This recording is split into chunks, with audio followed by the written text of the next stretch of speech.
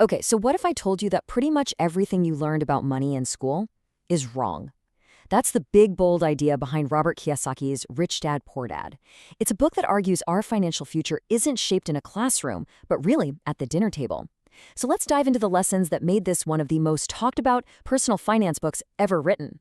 At the heart of it all are his two dads. First, there's his actual father, the poor dad, who always said the love of money is the root of all evil. But then there was his mentor, his rich dad, who believed the exact opposite. The lack of money is the root of all evil. And right there, you have this incredible clash of mindsets that will pretty much challenge everything you thought you knew about getting wealthy. And here's where it gets really interesting. Poor Dad was this brilliant guy, a PhD, super educated. He earned a good salary, but when he passed away, he left behind a stack of unpaid bills. Now, Rich Dad, he never even finished the 8th grade, and yet he became one of the richest men in Hawaii. This contrast is everything. It shows that being book smart and being money smart are two completely different ballgames. So, if having a great job and a high salary doesn't make you rich, what's going on here? Well, Kiyosaki says most of us are caught in a trap, a kind of financial treadmill that he calls the rat race. So, what exactly is the rat race? Rich Dad explains it as a life run by two emotions, fear and greed.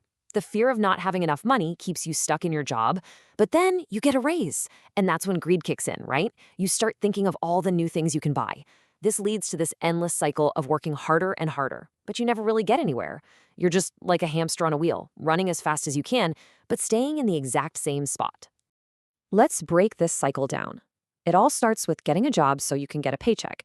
That money comes in and immediately goes right back out to pay for bills, expenses, and, this is the key part, to buy liabilities. You know, things that cost you money every month, like a car payment or credit card debt. But those liabilities create more expenses, which means you need more money. So you work harder, maybe get a promotion, and the whole cycle just repeats itself. It's a trap, and it's designed to keep you working for someone else your whole life. So how in the world do you get off this wheel?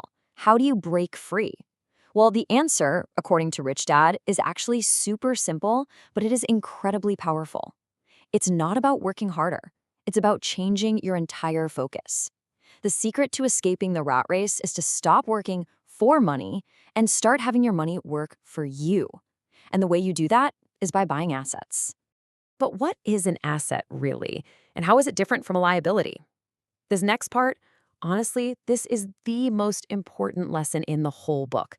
It's the one idea that truly separates the rich from everybody else. It is so simple, but I promise you, it's going to change the way you look at money forever. First up, what's an asset? Just forget all the complicated, jargon-filled definitions you've ever heard.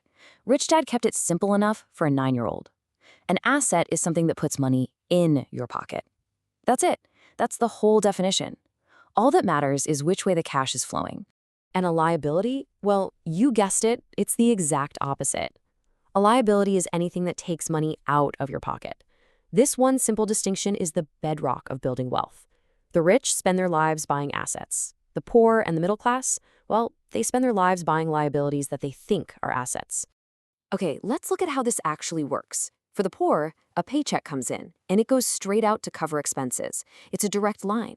The middle class, they take on debt to buy liabilities, like a nicer car or a bigger house, which then creates even more expenses that their paycheck has to cover. But the rich, they're playing a totally different game. They focus on one thing, building their asset column. They buy things that generate income, real estate, stocks, a business. That income from their assets then pays for their expenses. See the difference? Their money is working for them, not the other way around. But here's the thing. Building wealth isn't just about spreadsheets and numbers. It's really about a deep shift in how you think. The rich don't just have more money. They have a fundamentally different mindset about it. And that, right there, is the real secret. Okay, take a simple phrase like, I can't afford it. For Poor Dad, that was a statement. End of story. It just shut his brain down. But for Rich Dad, that was the start of a conversation. He would rephrase it as a question. How can I afford it? That little switch turns a dead end into a creative puzzle. It forces your brain to start looking for solutions and opens you up to new possibilities. Poor Dad's whole philosophy was play it safe, don't take risks. It all came from a place of fear. Rich Dad, on the other hand, taught that you don't avoid risk, you learn how to manage it. He believed that the biggest risk of all is just being financially ignorant. It's not about being reckless, it's about being smart enough to see opportunities where others only see risk.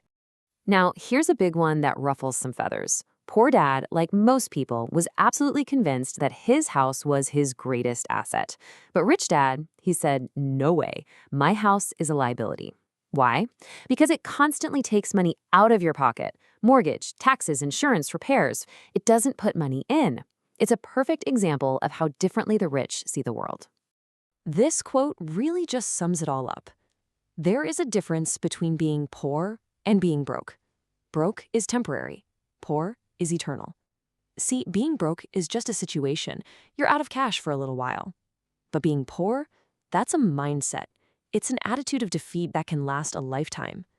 The difference isn't in your bank account. It's in your head. Okay, so that's the mindset stuff. But how do we actually turn these ideas into real-world action? It's one thing to think like the rich, but it's a whole other thing to act like them. Let's get into some of the key principles you can start applying right away. Mind your own business. Now, your profession is what you do to pay the bills. Your business is your asset column. Don't mix them up.